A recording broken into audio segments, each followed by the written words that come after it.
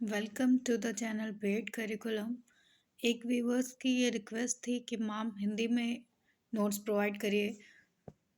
तो ये हिंदी में नोट्स हैं, फ़िलॉसफ़ी के लिए हैं ये। इसमें पहला टॉपिक हम लेंगे meaning and definition of education, शिक्षा का अर्थ और परिभाषा। तो इसमें प्रस्तावना देखते हैं।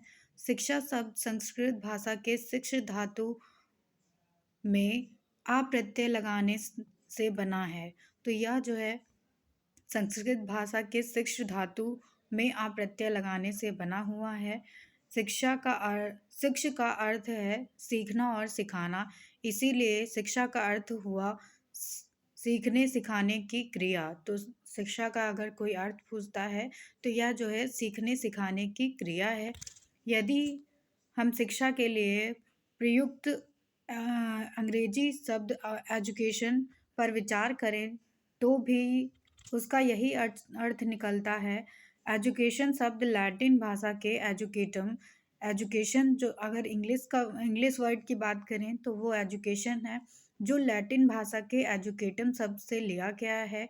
एजुकेटम शब्द उसी भाषा के ई प्लस ड्यूको दो शब्दों से मिलकर बना है। और एजुकेटम की बात करें तो यह ई प्लस ड्यूको से मिलकर बना हुआ है। ई का अर्थ होता है अंदर से और ड्यूको का मतलब होता है आगे बढ़ाना। इसलिए एजुकेशन का अर्थ हुआ बच्चे की आंतरिक शक्तियों को बाहर की ओर प्रकट करना। तो यह शिक्षा का अर्थ है। इसके बाद देखते हैं शिक्षा का अर्थ एवं परिभाषा। शिक्षा मानव विकास का मूल साधन है। तो शिक्षा जो है मनुष्य के विकास के लिए एक मूल साधन के रूप में कार्य करती है। इसके द्वारा मनुष्य की जन्मजात शक्तियों का विकास होता है, उसके ज्ञान और एवं कला कौशल में वृद्धि और एवं व्यवहार में परिवर्तन किया जाता है और उस सभ्य सुसंस्कृत एवं योग्य नागरिक बनाया जाता है। और यह मनुष्य के जन्म से ही प्रारंभ हो जाता है। बच्चे के जन्म के कुछ दिन बाद ही उसके माता पिता एवं परिवार के अन्य सदस्य उसे सुनना और बोलना सिखाने लगते हैं। तो यह जो है कहीं ना कहीं उसकी शिक्षा चालू हो जाती है वहीं से ही।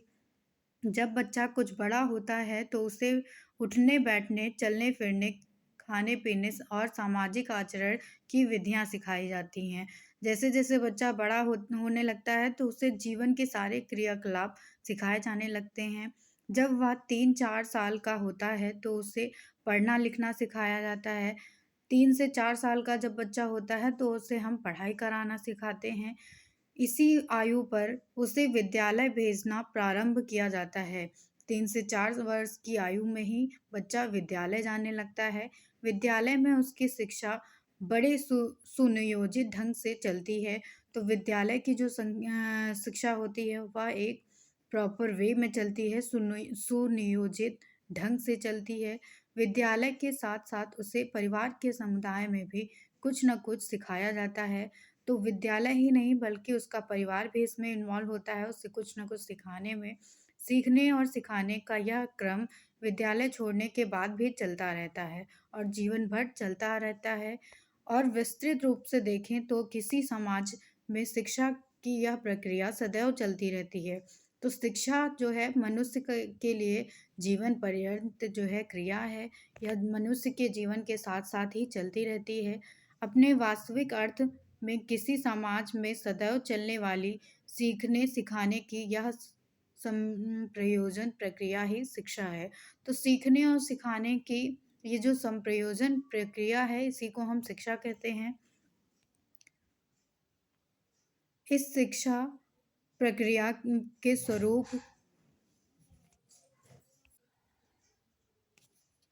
की व्याख्या करने में मूल भूमिका दार्शनिकों, समाजशास्त्रियों, राजनीतिशास्त्रियों, अर्थशास्त्रियों, मनोवैज्ञानिकों और वैज्ञानिकों ने अदा की है। तो शिक्षा के जब व्याख्या होती है तो उसके लिए ये सारे फिलोसफर, दार्शनिक, समाजशास्त्री, राजनैतिक शास्त्री और अर्थशास्त्री, मनोवैज्ञानिक और वैज्ञानिक जो है ज़रूरी होते हैं। इन सब ने शिक्षा को अपने अपने दृष्टिकोणों से देखा और परखा है और परिभाषित किया है। तो उसी उन्हीं के अनुसार जो है अलग-अलग शिक्षा के जो है स्वरूप बताए गए हैं, उनके बारे में हम देखेंगे। शिक्षा का दार्शनिक संप्रत्यय। तो दार्शनिक फिलोसफर्स ने क्या बताया है शिक्षा के बारे में। दार्शिक दार्शनिकों का विचार केंद्र मनुष्य होता है। तो फिलोसफर्स या दार्शनिक जो होते हैं, उनका जो विचार केंद्र होता है, सेंट्रल पॉइंट जो होता है, वो मानव ही होता है, मनुष्य होते हैं। ये मनुष्य के वास्तविक स्वरूप को जानने और उसके जीवन का अंतिम उद्देश्य निश्चित करने का प्रयत्न करते हैं। ये जो है दार्शनिक यह कोशिश करते हैं कि वह मनुष्य के वास्तविक रूप को जान सकें और उनके जीवन के अंतिम उद्देश्य को निश्चित कर सकें। मानव जीवन के अंतिम उद्देश्य की प्राप्ति का साधन मार्ग निश्चित करने में भी दार्शनिकों की रुचि होती है और इस सब के ज्ञान और प्रशिक्षण के लिए ये शिक्षा को आवश्यक मानते हैं। तो दार्शनिक यह डिसाइड करते हैं कि अंतिम साधन क्या है अपने जीवन के जो है उद्देश्यों को और जो है पाने के लिए, और इसके लिए शिक्षा कैसे ज़रूरी है, ये बताया है दार्शनिकों ने। इस प्रकार दार्शनिकों की दृष्टि से शिक्षा मनुष्य जीवन के अंतिम उद्देश्य की प्राप्ति का एक साधन होती है और चूंकि मनुष्य जीवन के अंतिम उद्देश्य के संबंध में दार्शनिकों के भिन्न-भिन्न मत हैं, इसलिए उनके द्वारा निश्चित शिक्षा की परिभाषाओं में भी भिन्नता है। तो अलग-अलग दार्शनिकों ने अलग-अलग तरह से परिभाषित किया है शिक्षा को। आत्म अध्यात्मवादी जो दार्शनिक हैं, उन्होंने मनुष्य के लौकिक जीवन की अपेक्षा उसके परालौकिक जीवन को अधिक महत्वशाली बताया है। वेदांती तो इस लौकिक जीवन से सदा-सदा के लिए छुटकारा चाहते हैं। उन्होंने बताया है कि जो वेदांती लोग हैं, वो जो है इस लौकिक जीवन से सदा के लिए छुटकारा पाना चाहते हैं। इससे वे मुक्ति कहते हैं। जगत गुरु भारतीय मनीषी स्वामी विवेकानंद मनुष्य को जीवन में पूर्ण मानते हैं। मनुष्य से जीवन को पूर्ण मानते हैं। शिक्षा के द्वारा उसे अपनी इस पूर्णता की अनुभूति करने योग्य मानने पर बल देते हैं। उनके शब्दों में मनुष्य को अंतर्निहित पूर्णता को अभिव्यक्त करना ही शिक्षा है। तो मनुष्य की अंतर्निहित पूर्णता को जब व्यक्त किया जाता है, अभिव्यक्त किया जाता है, तो उसी को शिक्षा कहा है स्वामी विवेकानंद ने। युग पुरुष महात्मा गांधी ने शरीर, मन और आत्मा इन तीनों के विकास पर समान बल दिया है। इनके शब्दों में शिक्षा को इन्होंने बताया है, शिक्षा में मेरा अभिप्राय बालक और मनुष्य के शरीर, मन और आत्मा के सर्वांगीण तथा सर्वोत्कृष्ट विकास से है। ये जो है महात्मा गांधी की डेफिनेशन है। इसके बाद यूनानी दार्शनिक प्लेटो भी शरीर और आत्मा दोनों के महत्व को स्वीकार करते थे। उनके विचार से शिक्षा का कार्य मनुष्य के शरीर और आत्मा को वह पूर्णता प्रदान करना है जिसके कि वे योग्य हैं। तो प्लेटो ने भी यही बताया है कि शिक्षा जो है मनुष्य के शरीर और आत्मा को वह पूर्णता प्रदान करती है जिसके लिए मनुष्य योग्य होता है। प्लेटो के शिष्य अरस्तु थे। उन्होंने भी मनुष्य के शारीरिक और मानसिक विकास पर बल देते थे। उनका विश्वास था कि उचित शरीर और मानसिक विकास होने पर ही मनुष्य आत्मा की अनुभूति कर सकता है। उन्होंने शिक्षा को अग्रलिखित रूप से परिभाषित किया है। अरिस्टोटल के अनुसार, अरस्तु के अनुसार स्वस्थ शरीर में स्वस्थ मन का निर्माण ही शिक्षा है। तो स्वस्थ शरीर जब होगा तो उसमें स्वस्थ मन होगा और वही शिक्षा का निर्माण होता है इनके अनुसार। इसके बाद जो है भौतिकवादी चार्वाकों की दृष्टि से शिक्षा को माना गया है, शिक्षा वह है जो मनुष्य को सुखपूर्वक जीवन व्यतीत करने के योग्य बनाती है। इसके बाद हर्बर्ट स्पेंसर ने बताया है शिक्षा के बारे में, शिक्षा का अर्थ अंतःशक्तियों का बाह्य जीवन में समन्वय स्थापित करना है। पाश्चात्य दार्शनिकों में अब ऐसे दार्शनिकों का बाहुल्य है जो मनुष्य के जीवन को उसी रूप में देखते हैं जिस रूप में वह दिखाई देता है। प्रयोजनवादी मनुष्य को सामाजिक प्राणी मानते हैं और यह मानते हैं कि शिक्षा के द्वारा मनुष्य में वर्तमान समाज के अनुकूल करने और भविष्य समाज का निर्माण करने की क्षमता का विकास करना चाहिए। प्रयोजनवादी दार्शनिक जॉन डेवी के शब्दों में शिक्षा को बताया गया है, शिक्षा व्यक्ति के उन सब योग्यताओं का विकास है जो उसमें अपने पर्यावरण का नियंत्रण रखने और अपनी संभावनाओं को पूर्ण करने की सामर्थ्य प्रदान करे। शिक्षा का समाजशास्त्री संप्रत्यय। तो समाजशास्त्रियों ने शिक्षा को किस तरह से बताया है, आइए देखते हैं। समाजशास्त्रियों का विचार केंद्र समाज होता है। वे व्यष्टि को उसके समाज के संदर्भ तथा परिप्रेक्ष्य में ही देखते और समझते हैं। शिक्षा को वे व्यष्टि के और समाज के विकास का साधन मानते हैं। इन्होंने शिक्षा प्रक्रिया की प्रकृति के विषय में निम्नलिखित तथ्य उजागर किए। तो समाजशास्त्रियों ने ये बताया कि शिक्षा जो है वो सामाजिक प्रक्रिया है। इनका मानना था कि समाजशास्त्रियों ने स्पष्ट किया कि जब दो या दो से अधिक व्यक्तियों के बीच सामाजिक अंतःक्रिया होती है तो वे एक दूसरे की भाषा, विचार और आचरण से प्रभावित होते हैं।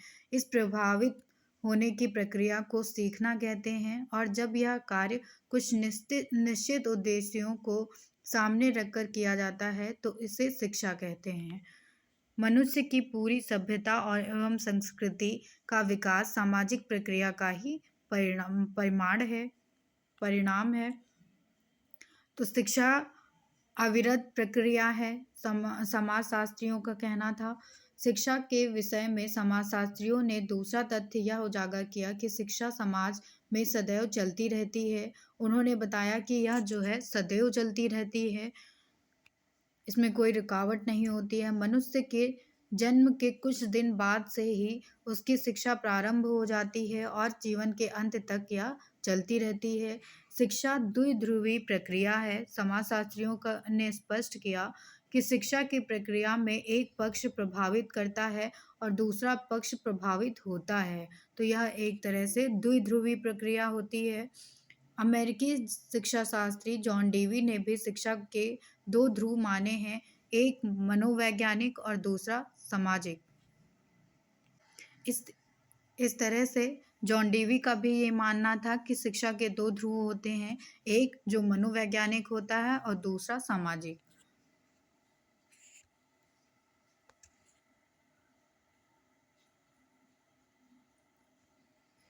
फिर फोर्थ है शिक्षा विकास की प्रक्रिया है। तो बताया गया है कि शिक्षा के द्वारा ही विकास होता है मनुष्य का जन्मजात व्यवहार पशुवत होता है।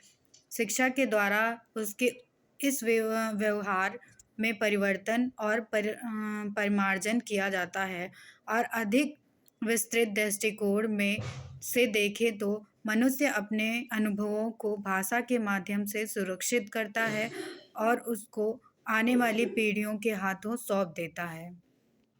तो अगर हम विस्तृत दृष्टिकोण से देखें तो शिक्षा वह माध्यम होती है जिसमें व्यक्ति अपने अनुभवों को एक पीढ़ी से दूसरी पीढ़ी में के हाथों में सौंप देता है और आने वाली पीढ़ी इस जो है ज्ञान को आधार मान के आगे बढ़ती हैं।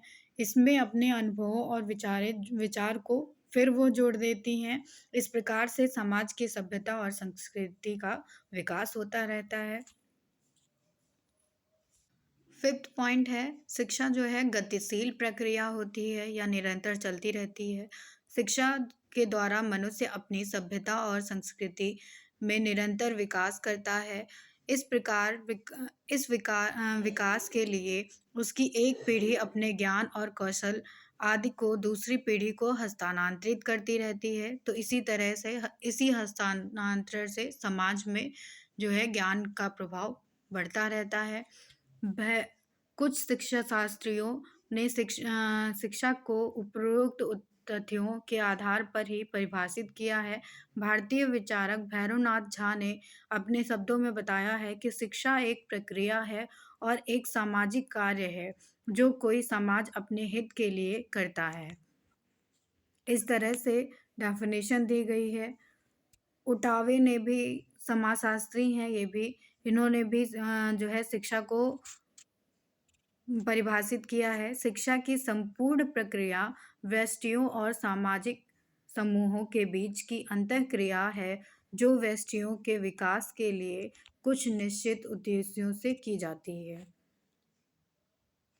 इसके बाद टी रायमंड ने शिक्षा को परिभाषित किया है। शिक्षा विकास की वह प्रक्रिया है जिसमें मनुष्य शैशव काल से प्रौढ़ काल तक विकास करता है और जिसके द्वारा वह धीरे धीरे अपने को अनेक प्रकार से अपने प्राकृतिक, सामाजिक और आध्यात्मिक पर्यावरण के अनुकूल बनाता है।